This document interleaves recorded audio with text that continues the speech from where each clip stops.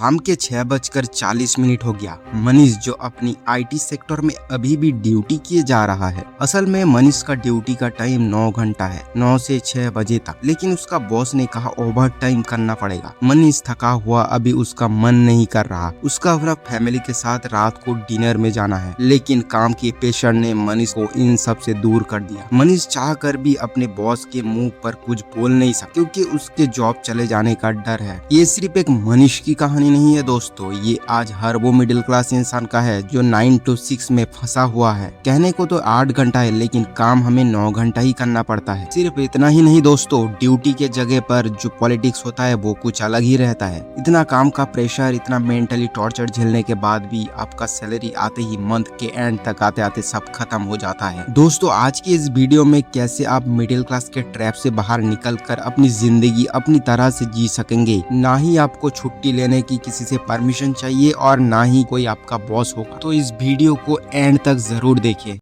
दोस्तों सबसे पहले हम मिडिल क्लास के डेफिनेशन को समझते हैं। आखिर आपका कितना मंथली अर्निंग होना चाहिए जिससे ये तय हो पाए कि आप किस क्लास पर हो। अगर आपका मंथली अर्निंग 15,000 से नीचे है तो आप लोअर क्लास में हो, और अगर आपका अर्निंग महीने का 20,000 से 50,000 तक है तो आप लोअर मिडिल क्लास में हो, और अगर आपका अर्निंग 1 लाख से 5 लाख के बीच है तो आप अपर मिडिल क्लास में हो, और अगर आपका अर्निंग 5 लाख है मंथली तो आप रिच कहलाते हो। उम्मीद है दोस्तों आपको ये मिडिल क्लास का कॉन्क्लूजन क्लियर हो गया होगा। इंडिया में लगभग 33% मिडिल क्लास है जो कभी इस ट्रैप से निकल नहीं पाते। मिडिल क्लास ट्रैप का मतलब गरीब होना नहीं होता, इसका मतलब है कि आपकी इनकम ठीक ठाक है, लेकिन आपकी लाइफ स्टाइल और खर्चे इतने बढ़ जाते हैं कि आप कभी फाइनेंशियल फ्रीडम हासिल नहीं कर पाते। इससे आसानी से समझते हैं। सबसे पहले एक बात क्लियर कर देता हूँ, मिडिल क्लास होना कोई बुरी बात नहीं है। प्रॉब्लम तब शुरू होता है जब इनकम बढ़ने के साथ साथ खर्चे भी उतने ही तेजी से बढ़ने लगते हैं। मान लीजिए कि आपकी सैलरी 40,000 था, आपने सोचा सैलरी जैसे बढ़ेगी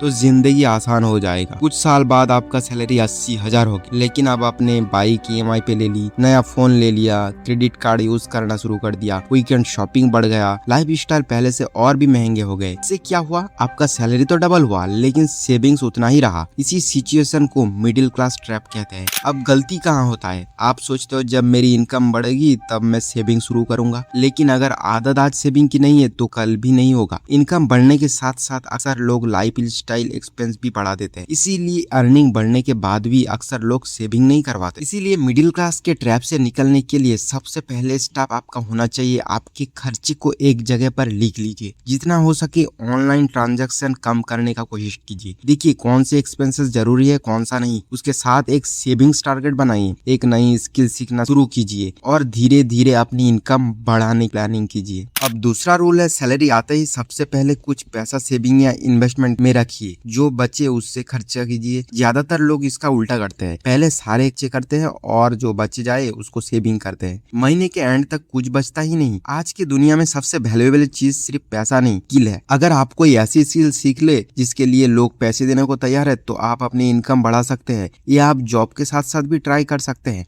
जैसे हो गया फ्रीलांसिंग, कंटेंट क्रिएशन और ब्रोकर जैसे काम। अगर आप सिर्फ एक सैलरी पर डिपेंड है तो आप मुश्किल में पड़ सकते हो। अगर कल आपका जॉब चले जाए तो क्या होगा, इसके लिए आप मल्टीपल अर्निंग सोर्स होना चाहिए जरूर। इससे अगर आपका जॉब चला भी जाए तो आप पे कोई खास असर नहीं होगा। सिर्फ सेविंग करना काफी नहीं होता दोस्तों, महंगाई धीरे धीरे पैसे की वैल्यू कम करता रहता है, इसलिए लोग अपने फाइनेंशियल गोल के हिसाब से इन्वेस्टमेंट के ऑप्शन देखते हैं। आपको भी इन्वेस्टमेंट करना है, लेकिन अपने रिस्क, कैपेसिटी और रिसर्च के बात करना है। आज के जमाने में सबसे महंगी चीज सिर्फ लग्जरी कार या महंगा घर नहीं, सबसे महंगी चीज है दूसरों को इम्प्रेस करने की आदत। सोशल मीडिया पर हमें रोज ऐसे लोग देखते हैं जो नए आईफोन के साथ फोटो अपलोड करते हैं, लग्जरी कार चलाता है, ब्रांडेड कपड़े पहनते हैं, महंगे गाड़ियों में दिखाते हैं और हर हफ्ते किसी नए रेस्टोरेंट या वैकेशन की इमेजेस शेयर करते हैं। लेकिन दोस्तों जो चीज कैमरा के पीछे होता है वो हमें कभी दिखाई नहीं देती। हो सकता है कि उस आईफोन की कितनी EMI चल रहा है हमें नहीं पता, कि कार लोन पर ली गई है या कैश में, हमें नहीं पता कि उनके पास सेविंग्स कितने हैं, इन्वेस्टमेंट या है या नहीं, या फिर वो खुद फाइनेंशियल स्ट्रेस में है। लेकिन अक्सर अक्सर हम सिर्फ हाईलाइट रील देखकर अपनी पूरी जिंदगी से कंपेयर करने लगते हैं। फिर हम सोचते हैं मेरे पास भी वही फोन होना चाहिए, मुझे भी वही कार लेना चाहिए, लोग मेरे बारे में क्या। और इसी सोच में कई लोग बिना जरूरत के लोन ले लेते हैं, क्रेडिट कार्ड का बिल बढ़ा देते हैं और सिर्फ दिखावे करने के लिए अपने फाइनेंशियल स्टेबिलिटी को खतरे में डाल देते हैं। याद रखिए दोस्तों, अमीर दिखना और अमीर होना दोनों अलग चीज है। अमीर दिखने के लिए सिर्फ पैसा खर्च करना पड़ता है, लेकिन असल में अमीर बनने के लिए डिसिप्लिन, पेशेंस और सही फाइनेंशियल डिसीजन की जरूरत होता है। एक इंसान बाहर से बहुत सक्सेसफुल दिख सकता है, लेकिन अंदर ही अंदर कर्ज में डूबा हुआ होता है। और वही एक दूसरा इंसान बहुत सिंपल जिंदगी जी रहा होता है, लेकिन उसके पास अच्छी सेविंग्स, इन्वेस्टमेंट और फाइनेंशियल सिक्योरिटी होता है। इसीलिए कभी भी अपनी जिंदगी की तुलना किसी और की सोशल मीडिया पोस्ट से मत कीजिए। अपनी रेस खुद से लगाइए। हर महीना थोड़ी सेविंग्स, थोड़ा बेहतर इन्वेस्टमेंट और एक नई स्किल सीखने पर ध्यान दीजिए। यही चीज आगे जाके धीरे धीरे आपको फ्यूचर में फाइनेंशियल सिक्योर बनाएगा। याद रखिए, लोगों को इम्प्रेस करने में पैसा खर्च होता है, लेकिन अपना फ्यूचर सिक्योर करने में पैसा बचता है। दोस्तों, इन्हीं छोटे छोटे हैबिट को अगर आप करते जाएंगे, आपको पता भी नहीं चलेगा आप कैसे इस मिडिल क्लास ट्रैप से बाहर निकल चुके होंगे। एटलीस्ट आपको पैसे के लिए काम तो करना नहीं पड़ेगा। दोस्तों, अगर आपको ये वीडियो अच्छा लगा हो तो एक लाइक और हमारे इस चैनल को सब्सक्राइब जरूर करना, क्योंकि हम फाइनेंस से रिलेटेड ही वीडियो बनाते हैं।